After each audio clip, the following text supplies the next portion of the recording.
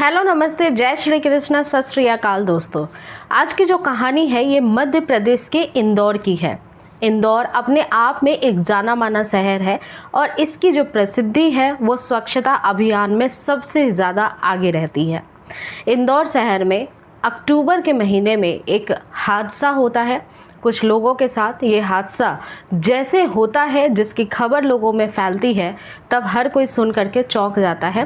हर किसी के मन में यही सवाल था कि क्या ऐसी भी कोई घटना हो सकती है। अक्टूबर के महीने में कुछ दोस्त अपने तनाव को दूर करने के लिए रात के समय निकले थे। अक्सर हम में से हर कोई अपनी अपनी तनाव को दूर करने के लिए अलग अलग हैबिट्स को अपना लेता है। किसी को बुक्स पढ़ना पसंद होता है, किसी को बाहर घूमना पसंद होता है, कोई सोलो ट्रैवलिंग करता है, कोई टीवी देखता है, कोई सो जाता है या कोई किसी अपने फ्रेंड से बातें कर लेता है। ऐसी ही लाइफ स्टाइल में जो भाग दौड़ की ज़िंदगी और तनाव भरी ज़िंदगी आजकल चल रही है, तो हर कोई अपना स्ट्रेस कम करने के लिए कुछ ना कुछ ज़रूर विकल्प ढूंढ ही लेता है। 6 अक्टूबर को लगभग 2 साल पुरानी ये घटना है। 5 दोस्त निकलते हैं अपने जॉब से छुट्टी लेकर के। उनकी पूरी शिफ्ट थी, मॉर्निंग से लेकर इवनिंग तक के। सब लोग अपने जॉब को ख़त्म करके जब वापस मिलते हैं, 5 दोस्त होते हैं और इनके जीवन में भी ऐसे ही तनाव था। किसी को किसी तरह की परेशानी थी, किसी को किसी तरह की परेशानी थी, किसी का लोन चल रहा है, किसी के अपनी घर में बहन की शादी करनी है, किसी को शादी की परेशानी है। तो इस तरह की सबकी परेशानियां चल रही थी। कोई अपने जॉब से खुश नहीं था और ये सारे इकट्ठे होकर 5 दोस्त अपने तनाव को बस दूर करना चाहते थे। तो उन्होंने एक पार्टी प्लान किया। उन्होंने सोचा कि आज नाइट में 5 दोस्त मिलकर बाहर चलेंगे, खाएंगे पिएंगे और थोड़ा सा मौज मस्ती करके फिर घर वापस आ जाएंगे, जिससे उनका स्ट्रेस थोड़ा कम हो जाएगा। इन 5 दोस्त के जो नाम थे वो था मोहित, हेमराज, जितेंद्र, सतीश यादव और देवांशु मिश्रा। देवांशु मिश्रा और जितेंद्र यादव ये दोनों ही एक ही दिशा में रहा करते थे। एक ही जगह इनका जो है रूम हुआ करता था। तो ये दोनों एक ही बाइक पे सवार होकर पार्टी खत्म होने के बाद निकलते हैं। 3 दोस्त अलग तरफ जाते हैं। उनका घर जो था ये देवांशु से और सतीश से अलग था। तो ये 3 दोस्त एक गाड़ी पे सवार होते हैं, 2 दोस्त एक गाड़ी पे सवार होते हैं और 3 दोस्त अपनी दिशा में चले जाते हैं और ये जो 2 दोस्त होते हैं देवांशु और सतीश, ये अपने राह पे निकल लेते हैं। इन्हें अपना जो घर का रास्ता था वो तय करना था। सत्य साई स्क्वायर एक इंदौर में जगह पड़ता है, M18 के नज़दीक है ये। इन्हें सत्य साई स्क्वायर से बॉम्बे हॉस्पिटल को क्रॉस करते हुए महालक्ष्मी नगर की तरफ जाना था, क्योंकि इनका रूम महालक्ष्मी नगर में ही था।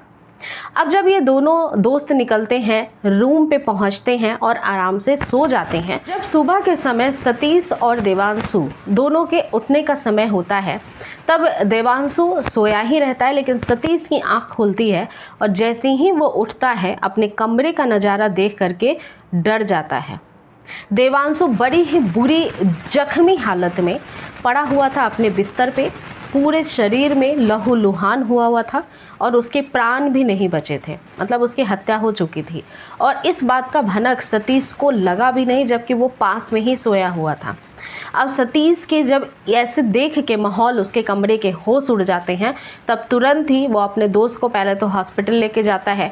हॉस्पिटल में उसको डेट डिक्लेयर कर दिया जाता है। फिर उसके बाद पुलिस को खबर किया जाता है हॉस्पिटल की तरफ से। पुलिस जब वहाँ पहुँचती है तब वो देखती है कि ये जो लड़का है सतीश, वो एक तरफ बैठा हुआ है और उसी का दोस्त जो देवांशु है वो मृत अवस्था में पड़ा हुआ है। डॉक्टर ने उसको डेथ डिक्लेयर कर दिया था और बहुत वक्त भी हो गया था उसको डेथ हुए हुए।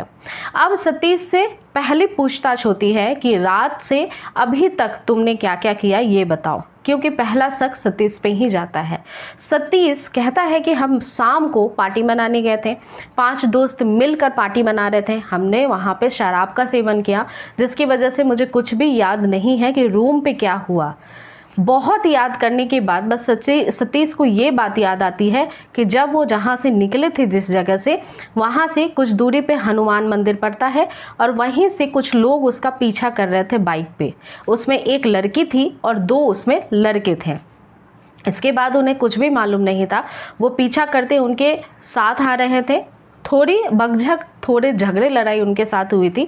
झगड़े की जो वजह थी वो जानकर आप भी चौंक जाएंगे। जब ऐसी बात पुलिस को पता लगती है तो पुलिस को एक छोटा सा क्लू मिल जाता है। 6 अक्टूबर से अब 7 अक्टूबर हो चुका था। पुलिस लगभग जो सत्य साई स्क्वायर होता है और महालक्ष्मी की दूरी जो है, इस बीच में जितने सीसीटीवी कैमरे आते हैं उन सब को खंगालना शुरू कर देती है। जो इन्होंने समय बताया था कि लगभग 1:30 बजे रात को ये निकले थे जहाँ पे इन्होंने पार्टी मनाई थी वहाँ से, तब सीसीटीवी जब खंगाला जाता है, इनके बाइक के लोकेशंस जब ट्रैक की जाती है कि किस रास्ते से निकले थे, तब देखा जाता है कि सत्य साई स्क्वायर से बॉम्बे हॉस्पिटल के बीच में जो रास्ता पड़ता है, यहाँ पे 3 लोग इनका पीछा कर रहे हैं। ये तीनों लोग वही थे जो सतीश ने बताया था। जैसा उनकी आइडेंटिफिकेशन जब सतीश के द्वारा कंफर्म कर दी जाती है, तब बाइक का नंबर के द्वारा उसके रजिस्ट्रेशन एड्रेस को निकाला जाता है। ये जो रजिस्ट्रेशन एड्रेस था ये 2 लोगों के नाम पे था, अलू और आलिम। ये दोनों ही आज़ाद नगर के रहने वाले थे, जो कि यहीं पे इंदौर में एक जगह पड़ता है। ये आलू और जो अलीम होता है, इन दोनों को उठा लिया जाता है। इसके बाद इन दोनों व्यक्तियों से पूछताछ की जाती है कि वो तीसरी लड़की जो तुम्हारे साथ थी वो कौन थी और किस वजह से तुमने इनसे झगड़ा किया था। तब यहाँ पे आलिम कहता है कि मैं बाइक चला रहा था, पीछे मेरी एक सहेली बैठी हुई थी और साथ में ये जो अलू है ये भी बीच में बैठा हुआ था। देवांश जो था वो बाइक चला रहा था और सतीश बाइक के पीछे बैठा हुआ था। जब देवांश और सतीश निकलते हैं गाड़ी से तो ये तीनों जो थे सत्य साई स्क्वायर के बाद इनका पीछा करना शुरू कर देते हैं। वजह बस इतनी थी कि इनकी जो महिला साथी थी, इन्होंने देवांशु को पहले रोका, फिर बोला कि क्या तुम मेरे साथ शारीरिक संबंध बनाओगे। ये सुनकर देवांश के होश उड़ जाते हैं और वो तुरंत ही वहाँ से डिक्लाइन करता है, मना करता है और उसे लगता है कि कोई नशेड़ी है जिस वजह से ऐसा बात कर रहा है, क्योंकि किसी भी लड़की के द्वारा ऐसी बात करना काफ़ी ज़्यादा आश्चर्य की बात होती है। कोई लड़की ऐसी बात करती नहीं है, वो भी स्पेशली राह चलते हुए किसी के बाइक को रुकवा करके। देवांशु बिना कुछ सोचे समझे फिर गाड़ी को वहाँ से बढ़ा देता है। ये तीनों भी उसके पीछे पीछे जाते हैं और उसके बाद जो सबसे आगे आलिम बैठा हुआ था वो देवांशु के चेन पे झपट्टा मारता है हाथों से और उसके चेन को छीन लेता है। जब इस तरह के वारदात ये लोग कर रहे थे देवांशु और सतीश के साथ, तब अब बाइक रोक के दोनों में हाथापाई शुरू हो जाती है, झगड़ा होना शुरू हो जाता है। और इस दौरान जो ये महिला थी उन्होंने तेज़ धारदार कुछ हथियार रख रखा था जिससे हमला करना देवांशु पे शुरू कर दिया, क्योंकि उसने उस महिला की बात नहीं मानी थी। उसे काफ़ी गंभीर चोट आती है। इन दोनों का जो झगड़ा होता है वो जैसे ही निपटता है, दोनों अपने अपने राह पे चल देते हैं, क्योंकि देवांशु को ज़्यादा चोट लगी थी। अब सतीश काफ़ी नशे में था, इसलिए समझ नहीं पा रहा था कि इस वक्त उसे हॉस्पिटल ले जाना है अपने दोस्त को।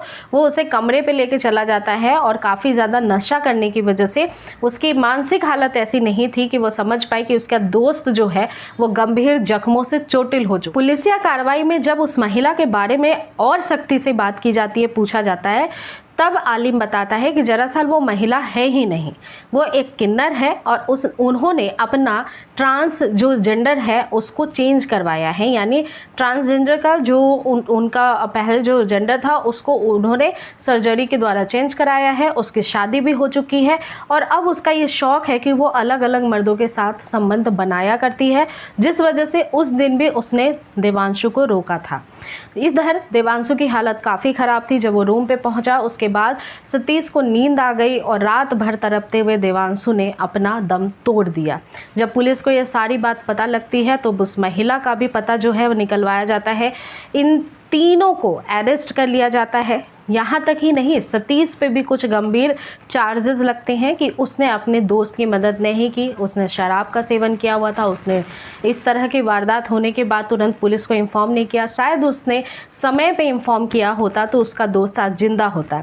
जब इधर 3 दोस्त जो और उस नाइट को पार्टी में शामिल थे उन्हें पता लगती है, इस बातों की जानकारी मिलती है, तब वो भी काफ़ी हैरान थे कि ऐसा कुछ उनके दोस्त के साथ हो चुका है।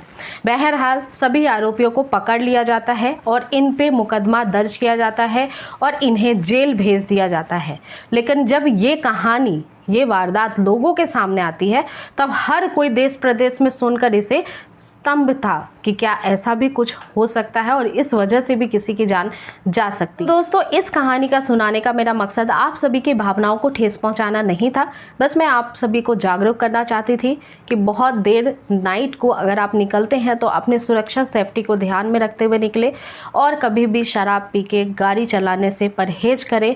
और दूसरी बात कि स्वस्थ रहें, सुरक्षित रहें और अपने परिवार का पूरा ध्यान रखें। ऐसी घटनाएं कई बार हो जाती है जो कि हम सोच भी नहीं सकते, हमारे सोच से भी परे होती है। लेकिन दोस्तों, आज की कहानी इतनी ही तक थी। अगर ऐसी सच्ची कहानियाँ सुनने के शौकीन हैं तो चैनल को सब्सक्राइब कर सकते हैं, वीडियो को लाइक कर सकते हैं। मेरा नाम पूजा है। आगे भी मुलाकात होगी एक नई कहानी के साथ अगली नाइट को। तब तक अपना पूरा ध्यान रखिए, खुश रहिए, स्वस्थ रहिए, सुरक्षित रहिए। धन्यवाद।